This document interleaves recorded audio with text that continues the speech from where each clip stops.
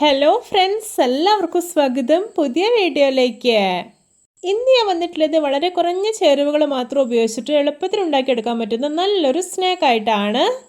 പഞ്ഞി പോലെ സോഫ്റ്റ് ആയിട്ടുള്ള സ്റ്റീംഡ് വൈറ്റ് കേക്കാണ് കേട്ടോ ഇന്നിവിടെ ഉണ്ടാക്കാൻ പോകുന്നത്. എന്നും പറയുന്ന പോലെ വീഡിയോ കണ്ടിട്ട് ഇഷ്ടപ്പെടുവാണെങ്കിൽ ലൈക്ക് ചെയ്യുക, ഷെയർ ചെയ്യുക, കമൻറ്റ് ചെയ്യുക, ചാനൽ സബ്സ്ക്രൈബ് ചെയ്യാനും മറക്കരുത്. പിന്നെ ഫേസ്ബുക്കിലൂടെയാണ് വീഡിയോ കാണുന്നതെങ്കിൽ പേജ് ഫോളോ കൂടി ചെയ്യണേ. ഒപ്പം നമുക്ക് നേരെ വീഡിയോയിലോട്ട് പോവാം. ആദ്യം കേക്കിന് വേണ്ടിയിട്ടുള്ള ബാറ്റർ റെഡിയാക്കാം. അതിനായിട്ടൊരു മിക്സിയുടെ വലിയ ജാറിലോട്ട് ഒരു ഗ്ലാസ് മൈദ ചേർത്ത് കൊടുക്കാം. ഇനി ഇതിലോട്ട് മധുരത്തിന് ആവശ്യമായിട്ടുള്ളൊരു 7 ടേബിൾ സ്പൂൺ പഞ്ചസാര ഇട്ട് കൊടുക്കുന്നുണ്ട്. ഇനി കേക്കിന് നല്ലൊരു ഫ്ലേവർ കിട്ടാൻ വേണ്ടിയിട്ട് 4 ഏലയ്ക്ക് തൊലി കളഞ്ഞ് ഇട്ട് കൊടുക്കാം. ഇനി ഇതിലോട്ട് ഒരു 1/4 ഗ്ലാസ്സോളം ചൂടുള്ള പാൽ ഒഴിച്ചു കൊടുക്കാം. പിന്നെ ഒരു മുട്ട പൊട്ടിച്ചൊഴിക്കുന്നുണ്ട്. ഇനി ഇതെല്ലാം നല്ല സ്മൂത്തായിട്ടൊന്ന് ബ്ലെൻഡ് ചെയ്തെടുത്തു വരാം. ഇപ്പോൾ ഇതാ ബ്ലെൻഡ് ചെയ്തെടുത്തിട്ടുണ്ട്. ഇനി ഇതൊരു ബൗളിലേക്ക് മാറ്റി കൊടുക്കാം. ഇനി ഇതിലോട്ടൊരു 5 ടേബിൾ സ്പൂൺ ജാറ് കഴുകിയ വെള്ളം കൂടി ഒഴിക്കുന്നുണ്ട്. എന്നിട്ട് നന്നായിട്ടൊന്ന് മിക്സാക്കി എടുക്കാം.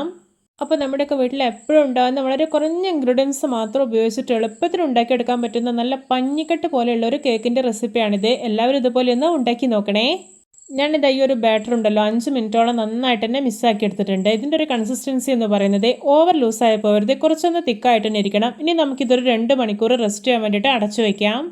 ഇപ്പോൾ ഇത് 2 മണിക്കൂറായിട്ടുണ്ട്. മാവ് കണ്ടോ നല്ല പെർഫെക്റ്റ് ആയി തന്നെ ഫെർമെൻ്റ് ആയി കിട്ടിയിട്ടുണ്ട്. കേക്ക് ഉണ്ടാക്കി എടുക്കാൻ വേണ്ടിയിട്ട് ഞാനിവിടെ ഒരു കേക്ക് ടിൻ എടുത്തിട്ടുണ്ട്. ഇതിൽ ഞാൻ നന്നായിട്ടൊന്ന് ഓയിൽ സ്പ്രെഡാക്കി എടുത്തിട്ടുള്ളതാണ്. ഇനി ഒരു ബാറ്റർ മുഴുവനായിട്ടും ഇതിലോട്ട് ഒഴിച്ചു കൊടുക്കാം. ഇനി ഇതൊന്ന് ടാപ്പ് ചെയ്ത് കൊടുക്കാം. എന്തെങ്കിലും ബബിൾസ് ഒക്കെ ഉണ്ടെങ്കിൽ അത് പോയിക്കോളും. ഇനി ഇത് സ്റ്റീം ചെയ്തെടുക്കണം. അതിനായിട്ട് ഞാനിവിടെ ഒരു ഇഡ്ഡലി പാത്രത്തിൽ വെള്ളം ഒഴിച്ച് തിളപ്പിച്ചതിന് ശേഷം ഒരു തട്ട് വെച്ച് കൊടുത്തിട്ടുണ്ട്.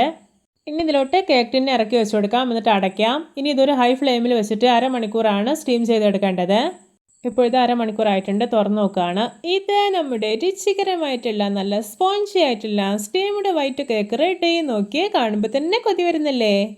ഇനി ഇതിൻ്റെ ചൂടൊക്കെ അത്യാവശ്യം നന്നായി പോയിട്ട് ഇതുപോലെ ഒരു പ്ലേറ്റിലോട്ട് കമഴ്ത്തി നോക്കാവുന്നതാണ്. പെട്ടെന്ന് തന്നെ ഇത് അടർന്നു വീണോളും.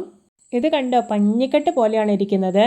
അപ്പോൾ നമ്മൾ എത്ര സിമ്പിളായിട്ടാണല്ലേ വളരെ കുറഞ്ഞ ഇൻഗ്രീഡിയൻസ് മാത്രം ഉപയോഗിച്ചിട്ട് ഈ ഒരു സ്റ്റീംഡ് കേക്ക് റെഡിയാക്കി എടുത്തിട്ടുള്ളത്. ഈ ഒരു കേക്കിൻ്റെ ബാറ്ററിലോട്ട് ബേക്കിംഗ് സോഡയോ ബേക്കിംഗ് പൗഡറോ ഒന്നും ചേർത്തിട്ടേ ഇല്ല. അല്ലാതെ തന്നെ ഇത് എത്ര പെർഫെക്റ്റ് ആയിട്ടാണ് റെഡിയാക്കി കിട്ടിയിട്ടുള്ളത്.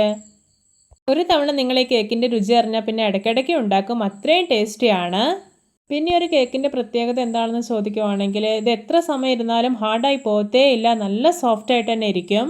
എല്ലാവർക്കും എൻ്റെ simple and tasty steamed white cake recipe ഇഷ്ടപ്പെട്ടെന്ന് വിചാരിക്കുന്നു. ഇഷ്ടപ്പെട്ട സപ്പോർട്ട് ചെയ്യാൻ മറക്കരുതേ. അപ്പോൾ ഇതുപോലെയുള്ള വെറൈറ്റി വീഡിയോകളായി നമുക്ക് വീണ്ടും കണ്ടുമുട്ടാം. Okay, bye bye.